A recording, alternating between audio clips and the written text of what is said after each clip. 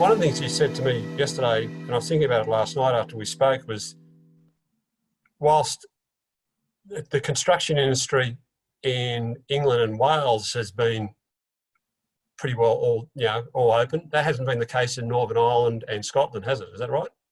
Yeah, so pretty early on, I think it was at the end of March, Scotland kind of came out and said construction is not essential unless it's essential construction. I'll touch on that in a second.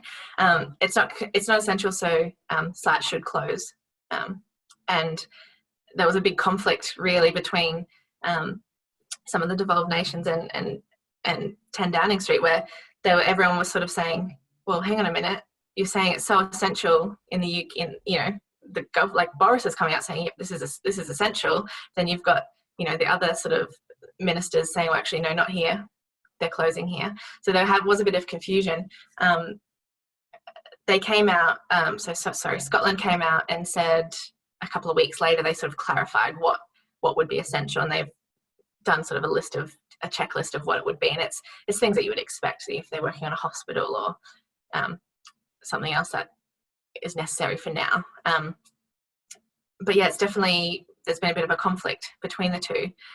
Certainly in England and Wales, sites definitely haven't been forced to close.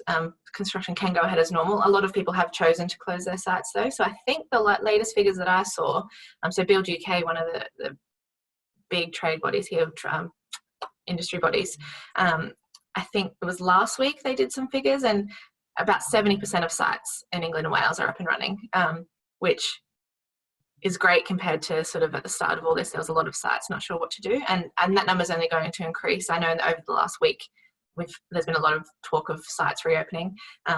But looking at that, I think the productivity on those sites is still anywhere between sort of 30 to 60 or 70%.